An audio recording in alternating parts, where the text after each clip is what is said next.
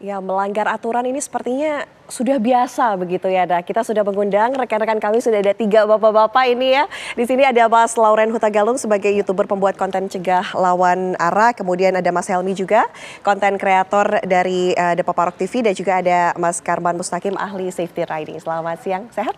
Sehat, Kak. Sehat ya. Kalau tadi kita sempat lihat paket berita yang sudah ditayangkan ini.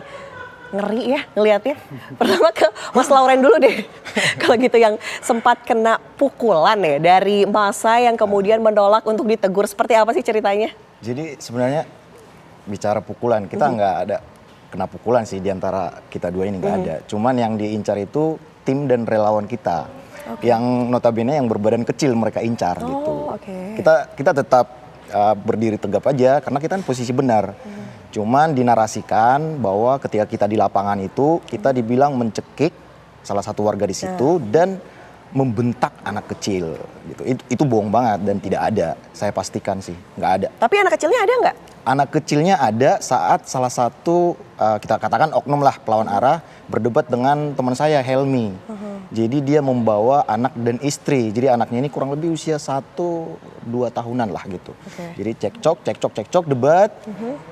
Ya karena kita harusnya ini nggak boleh lewat ya, biar maksudnya nanti kalau ini lewat yang lain akan bilang itu aja lewat. Jadi kita berinisiatif bahwa jangan sampai lolos, silakan putar balik Pak. Nah dia masih debat, rumah saya di situ tinggal 1 menit. Kalau saya mutar jauh ada hal yang saya pikirkan. Dah kalau 1 menit juga kan berbahaya juga gitu. Maksudnya itu kalau mutar jauh nanti ada yang saya pikirkan apa jumpa polisi karena dia nggak pakai helm. Gitu sih. Jadi debat naik nada. Udah ribut, ditangkap kayak membentak anak kecil. Padahal tapi itu sempat ada polisi nggak? Belum. Di saat crash itu datang salah satu polisi. Kalau pas cekcok itu nggak ada. Oke. Kalau misalnya kita lihat Mas Helmi juga salah satu konten kreator yang membuat konten seperti itu ya untuk menindak, maksud kami sesuai undang-undang itu menindak tidak diperbolehkan untuk rakyat sipil ya, untuk masyarakat kita. Itu hanya diperbolehkan untuk pihak kepolisian atau pihak terkait ya. Nah, tapi menegur diperbolehkan begitu. Nah, proses peneguran seperti itu apa yang mendasarinya? Mendasarinya itu paling dasar itu saya pernah mengalami kecelakaan karena lawan arah aja. Itu kenapa saya buat konten lawan arah bareng sama Bang Loren. Itu aja sih paling dasar tuh itu. Udah keresahan hati lah. Keresahan hati? Iya. Apa yang membuat resahnya itu apa? Karena kita korban lawan arah, akhirnya tuh kayak udah deh gimana cara ini biar nggak ada gitu. Karena semakin kesini semakin banyak yang lawan arah tuh kayak udah hal biasa. Dan ketika hal biasa sering dilakukan jadi kita udah nggak bisa ngebedain mana yang salah mana yang benar. Oke, menarik. Tidak bisa membedakan mana yang salah mana yang benar. Nah, ini Mas Karman masuk di sini. Ahli safety riding. Nah, melihat perilaku seperti itu di Indonesia, katakanlah ini tidak baru saja terjadi, ini sudah lama terjadinya dari dulu sampai sekarang. Kemarin saja baru aja kecelakaan yang merenggutnya ada 8 korban kalau tidak salah ya. Itu yang mungkin membuat meng-highlight berita ini lagi. Nah, seperti apa melihatnya? Jadi gini, masyarakat kita ya harus diakui bahwa apa yang dilakukan berulang-ulang, apalagi dilakukan secara beramai-ramai, itu akhirnya dianggap sebagai hal yang biasa. Hal yang biasa kemudian dianggap sebagai sesuatu yang benar. Nah, ketika ada yang mencoba meluruskan itu dianggap sebagai lawan, musuh. Nah, tapi kalau kita runut dari awal, sebenarnya masalahnya ini adalah dampak aja. Bahwa selama ini yang terjadi di kita itu edukasi terhadap pengguna jalan. Baik itu pengendara mobil, pengendara motor maupun pejalan kaki. Itu yang nggak pernah ada di kita. Tidak didapatkan atau tidak seperti apa? Didapatkan. Artinya nggak pernah secara intens diberikan ke masyarakat. Edukasi. Saya potong sebentar. Tapi kalau kita mau membuat SIM kan ada ujian-ujiannya bahkan tertulis, simulator. Itu kan artinya kita harus sudah memahami hal-hal tersebut ya. Itu hal dasar ya. Iya, itu memahami. Hanya yang saya maksudkan di sini adalah mindset kita. Dan perilaku, attitude di jalan. Mindset kenapa? Jadi kayak aturan-aturan lalu lintas itu dibuat hanya orang seakan-akan jangan melanggar karena ada punishment, hukuman. Ya, kalau melanggar misalnya didenda sekian. Tapi tidak pernah diajarkan bahwa melanggar satu aturan itu taruhannya adalah merugikan diri sendiri. Oke. Apakah dalam bentuk nyawa, harta benda, dan lain-lain. Itu yang nggak pernah ditanamkan secara benar-benar. Makanya Pak Kapolri sendiri kan bilang, ujian SIM dengan pola seperti itu hanya melahirkan jago-jago akrobat. Jadi yang dites itu hanya skill. Tapi bagaimana pemahaman tentang bahaya di jalan, itu nggak pernah. Oke, pemahaman seperti itu ya. Jadi sampai orang pun berani untuk melawan arus.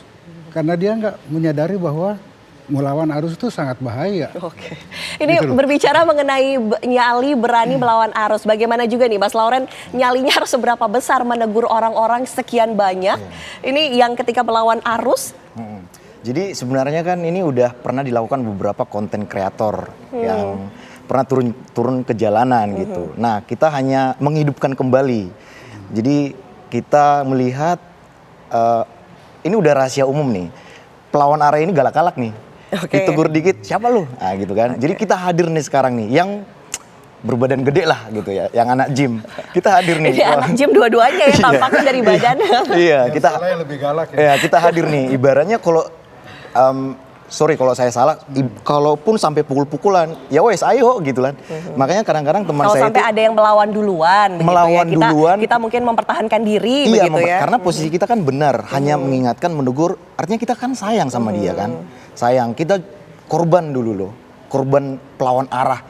Nah, jangan sampai ada korban-korban berikutnya, kita ingatkan, kita tegur, dan kita cegah, pencegahan gitu.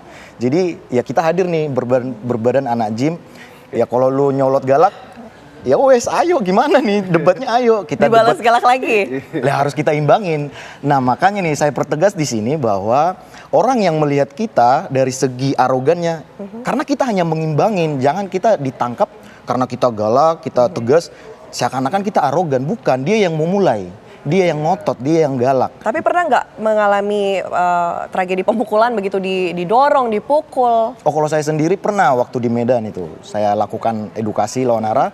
Ya biasa lah, orang Medan keras-keras ini ya kan. Oh gitu? Iya, diintimidasi saya, disuruh buka jaket, saya kan pakai jaket di situ ya, disuruh buka jaket, kelihatan ya otot saya luntur, itu otot saya luntur karena saya diintimidasi dengan beberapa orang, saya sendiri.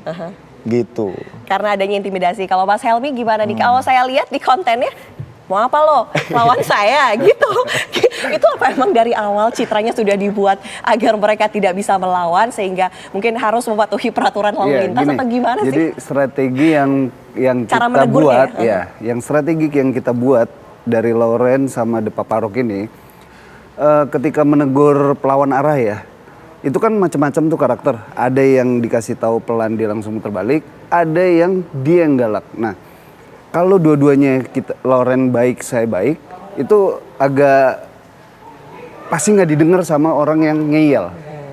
Jadi harus Bang Laurennya yang lembut, oh saya nih yang galaknya. Okay. Otomatis penonton akan melihat wah ini Helmi apa nih arogan nih apa segala macam. Ya sudah, memang harus dimunculkan dua. Karena pas baik-baik aja dia nggak denger, ya berarti harus digalakin. Artinya itu sengaja ya dibuat seperti itu. Harus dibuat Tapi seperti bagaimana kalau misalnya kita menegur, apa pilihan yang terbaiknya begitu? Dengan cara tegur baik-baik atau dengan cara tegur dengan keras yang Pilihan lebih? pertama humanis. Itu yang harus kita lakukan. Makanya Bang Lauren selalu di depan. Ketika kita lihat udah ngeyel, baru saya masuk. Gitu, oke. Gitu. Artinya ada dua. Ini Karakter, Pak dua Karman karakter. melihat ini seperti apa nih? Ada peneguran oleh masyarakat biasa untuk, ya mungkin kita bisa katakan untuk membantu juga para pihak kepolisian ya. Iya. Tapi nanti Pak Karman kita jawab ya. Oke. Usai jeda, kami harus jeda terlebih dahulu pemirsa. Apa kabar Indonesia Siang Bal? Silakan kembali.